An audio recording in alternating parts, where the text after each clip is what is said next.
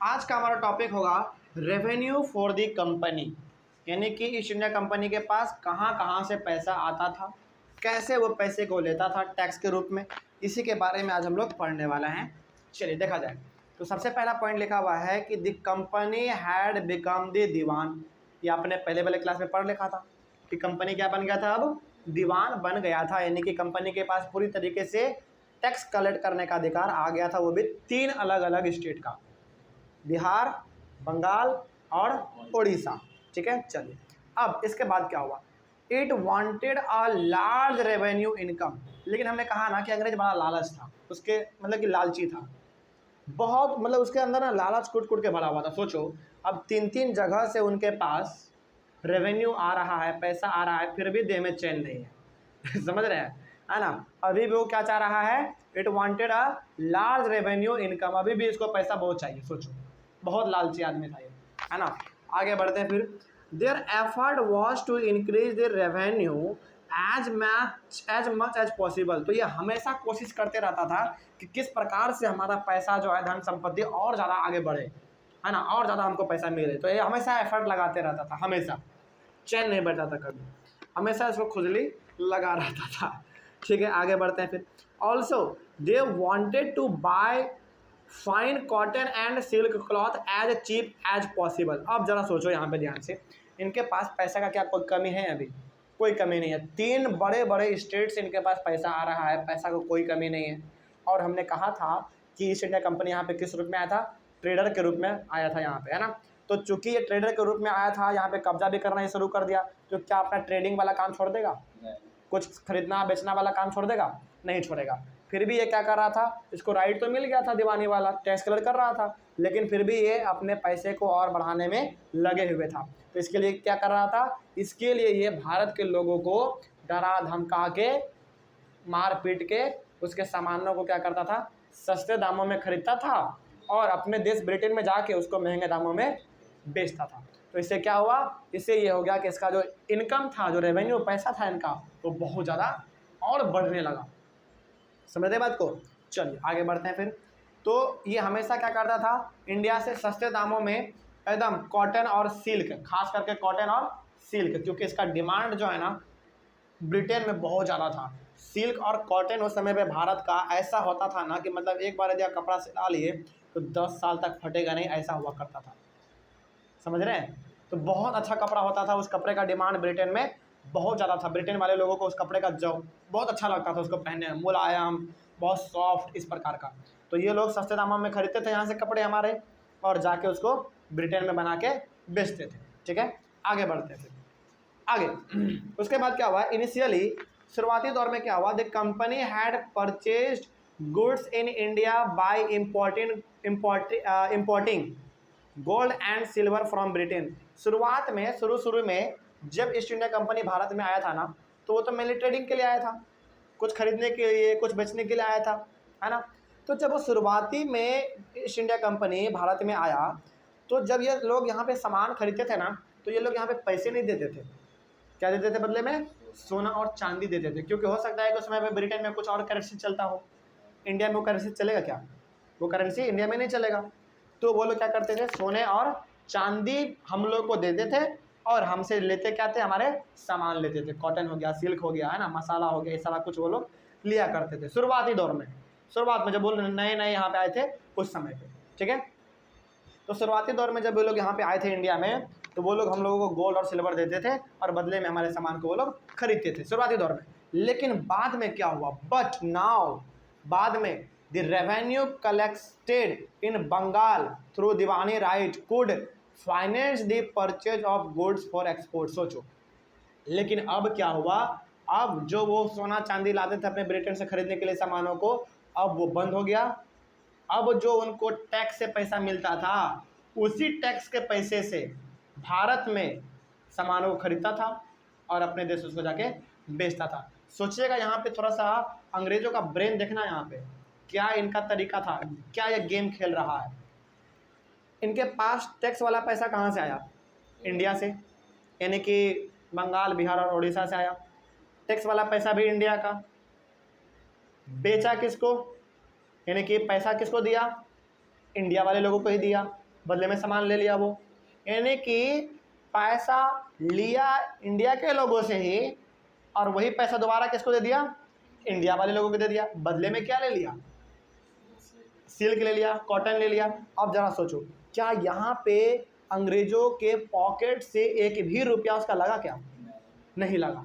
तो ये जो है ना मौका पे बार बार चौका मार रहा था, है ना, हमारे ही पैसे को लेकर, हमारे ही सामानों को खरीद कर हमारे ही वापस पैसे को लौटा देता था। तो किसी भी प्रकार से यहाँ पे अंग्रेजों का एक भी रुपया वो खर्चा नहीं हो रहा था। तो हमारे ही पैसे को वो ले रहा था, हमारे ही सामान को खरीद रहा था, बदले में हमारे पैसे हमारे को लौटा दे रहा था। तो अंग्रेज बड़ा चालाक आदमी था, इसलिए उनको दिवानी राइट मिला ना तो सर पे चढ़ गया, है ना।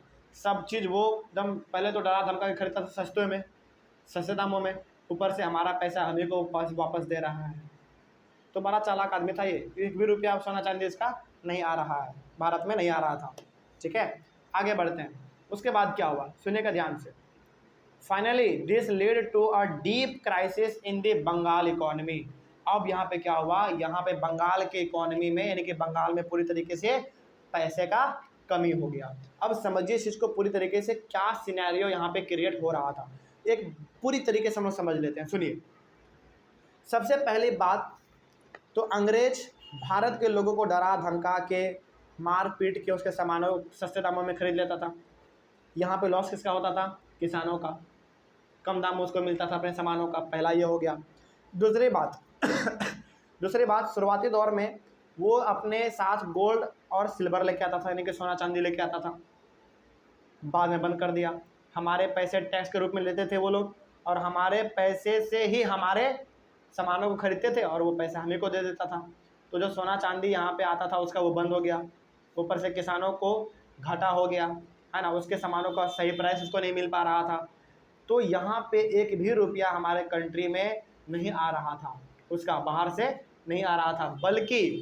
बल्कि इसके साथ हो क्या रहा था, इसके साथ ये हो रहा था कि जो पैसा ये कमा रहा था टैक्स के रूप में, पहली बात तो ये सामानों को खरीद रहा था, हमारे से ही खरीद रहा था, खरीदने के बाद ब्रिटेन लेके जाकर उसको बेच रहा था, पहला ये हो गया। दूसरी बात, जो पैसा इसके पास बच गया वो पैसा कौड़ी वो सोना चांदी के रूप में अपने देश वापस भेजता था। सोचो, जो पैसा कौड़ी वो बाद में पहले सोना चांदी के रूप में लेके आता था, वही अब लेके जा रहा है। तो क्या यहाँ से बंगाल का पैसा खत्म हो रहा है या नहीं हो रहा है, बिल्कुल हो रहा है। बंगाल का यहाँ पे अलग अलग प्रकार से समस्या है। समस्या क्या है, पहला तो किसानों का समस्या है, उसके सामानों को कम दाम में खरीद रहा है, उसको पैसा नहीं मिल पा रहा है, पूरा जितना वो लगाया था अपने खेत में उतना भी उसको नहीं मिल पाया। दूसरी बात, हमारे सामान को वो लेके जा रहा है सस्ते दामों में। तीसरी बात, हमारे पैसे को वो क्या कर रहा है, सोने चांदी के रूप में ब्रिटेन अपना देश लेके जा रहा है, अपने फैमिली को दे रहा है ना। तो पूरी तरीके से बंगाल का जो पैसा था यहाँ पे ख़त्म होने जा रहा था पूरी तरीके से। तो बंगाल में क्या आ गया, क्राइसिस आ गया। क्राइसिस का मतलब एक ऐसा दौर जहाँ पे बंगाल का पूरी तरीके से पैसा कौड़ी पूरा सिस्टम ही हिल के रख गया, एकदम हिला के डाल दिया अंग्रेजों ने, है ना। चलिए आगे बढ़ते हैं। फिर यहाँ तक में कोई डाउट तो आपसे पूछेगा कि बंगाल में क्राइसिस कैसे आया। तो बंगाल में क्राइसिस कैसे आया, पहली बात तो शुरुआती दौर में ये लोग सोना चांदी अपना लेके आते थे, खरीदते थे सामानों को, हमको सोना चांदी मिलता था अपने सामानों के बदले में। लेकिन बाद में इनका जैसे जैसे दिवानी राइट इनके पास आया, उनके साथ ही क्या हो गया, अपने पावर को बढ़ाते चला गया, बल्कि हमसे पैसा खुद लेता था और खुद हमारे पैसों से सामानों को खरीदता था सस्ते दामों में, और वही सामान हम लोगों को हमसे खरीदता था और जाके ब्रिटेन अपने देश में बेचता था, है ना। तो ये कारण था जिससे कि बंगाल में पैसों की कमी हो गई थी। छोटे मोटे किसान भूखे मर रहे थे, पैसा नहीं था भाई, है ना। आगे बढ़ते हैं फिर आगे। उसके बाद क्या लिखा हुआ है, उसके बाद लिखा हुआ है कि artisans were living their villages because they were forced to sell their goods to the company at low prices. तो जितने भी आर्टिसंस थे, मतलब कि जितने भी छोटे मोटे मजदूर लोग हुआ करते थे। आर्टिसंस का मतलब क्या समझते हैं हम लोग, आर्टिसंस का मतलब हो गया उसके छोटे मोटे मजदूर लोग जो कि अपना कपड़ा अपने से बनाते हो, या फिर जो कि अपना ये कॉटन का अपने पास खदान रखे हो, है ना, कॉटन को वो लोग बेचते हो, कुछ सामान बनाते हो नए नए चीज़। तो वो लोग क्या करने लगे, अपने गाँव को छोड़ने लगे। क्यों छोड़ने लगे, क्योंकि अंग्रेज उनको बहुत तंग करता था, मार पीट के डरा धमका के उसके सामानों को सस्ते दामों में खरीद लेता था। अब देखो लोगों को क्या होता था कि पैसा बनाने में उसको ज़्यादा लगता था, है ना, सामानों को बनाने में पैसा ज़्यादा लगता था, लेकिन अंग्रेज क्या करते थे, उससे भी कम दाम में उसको खरीद लेते थे। तो जितना उसका लागत था उसको तो मिला ही नहीं, प्रॉफिट का दूर बात है, प्रॉफिट का बात तो बहुत दूर है ना। तो अंग्रेजों के डर से बहुत सारे आर्टिसंस ने, यानी कि कलाकार लोगों ने, कलाकार लोगों का मतलब यहाँ पे आप डांसर, म्यूजिशियन ये नहीं समझ लीजिएगा।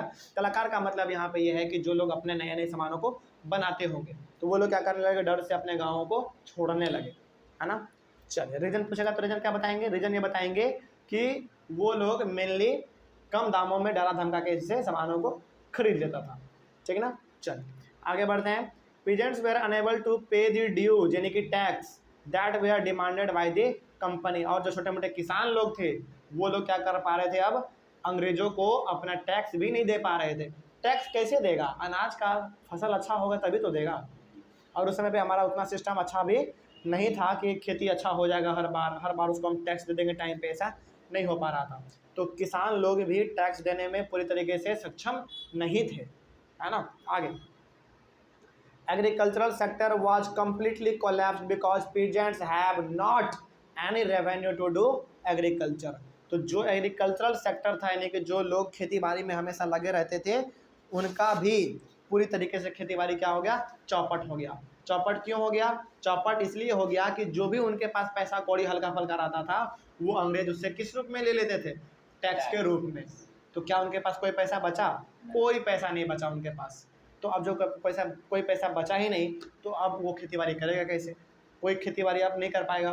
तो इससे क्या हो गया, एग्रीकल्चरल सेक्टर यानी कि खेतीबाड़ी पूरी तरीके से उस समय भी बंगाल का खत्म हो गया, बैठ गया पूरा, कोई खेती कर ही नहीं रहा था। कैसे करेगा, खेती करने के लिए पैसा चाहिए, और पैसा तो हर कोई ले रखा है, कौन, अंग्रेज ले रखा था, है ना। आगे बढ़ते हैं फिर। इन 1770 a terrible famine took place. अब जरा सोचिए यहाँ पे कि जब कोई बंगाल का आदमी खेती बाड़ी कर ही नहीं रहा है, उसके पास पैसा ही नहीं है, तो क्या वहाँ पे भुखमरी वाला सिचुएशन आएगा, क्या लोग वहाँ पे भूखों से मरेंगे, बिल्कुल मरेंगे। तो वहाँ पे क्या हो गया, 1770 में, यानी कि 1717 में क्या आ गया, फैमिन आ गया, यानी कि भुखमरी आ गया। लोगों को दाने दाने का मोहताज थे लोग उस समय पे, है ना, खाने को उसको मिल नहीं रहा था। आगे बढ़ते हैं फिर। In famine about 10 million people were killed in Bengal. सोचो, जब भुखमरी आया बंगाल में, कब, 1717 में, उस समय पे बंगाल का 10 मिलियन लोग मारे गए थे। सोचो 10 मिलियन मतलब समझ रहे हो, 1 मिलियन में कितना, 10 लाख। तो 10 लाख इंटू 10 कर दो, कितना हो जाएगा, नहीं 1 करोड़, 1 करोड़। सोचो 1770 में, यानी कि आज से कितना साल हो गया, लगभग माना जाए तो कितना हो गया, 30 साल उधर हो गया, लगभग 200 कितना, 70 इधर हो गया, तो 30 उधर जोड़ लीजिए, हो जाएगा 80, 90, 100, तो 200 और इधर हो गया 20 और 30, 52, 252 साल, है ना।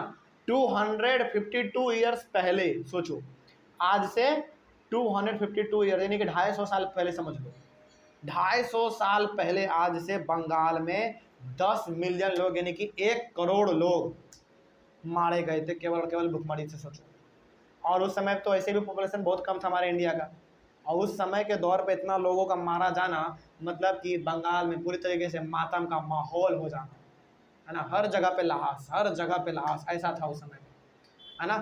तो इसका मतलब क्या हो गया, पूरी तरीके से बंगाल का कितना पॉपुलेशन, 1/3 पॉपुलेशन, मतलब कि 3 हिस्से में से 1 हिस्सा पूरी तरीके से उसका खत्म हो चुका था, गति भुखमरी से खत्म हो चुका था। और ये भुखमरी केवल और केवल आया किसके कारण, अंग्रेजों के कारण। अंग्रेज ना उतना ज़्यादा टैक्स लेता, ना उतना भुखमरी आता, है ना।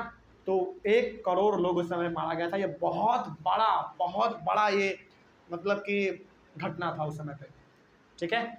चले, तो यहाँ से आपने ये समझ लिया कि किस प्रकार से अंग्रेजों के शासनकाल में बंगाल का सिचुएशन था, किस प्रकार से वो रेवेन्यू कलेक्ट करता था, कैसे वहाँ पे भुखमरी आया, ये सारा कुछ आपने समझ लिया। अगले वाले क्लास में हम लोग समझेंगे कि the need to improve agriculture. अब ज़रा सोचिए, अंग्रेजों को यहाँ पे लंबा पारी खेलना है, यानी कि अंग्रेज यहाँ पे 200 साल राज किया मेरे हिसाब से, है ना।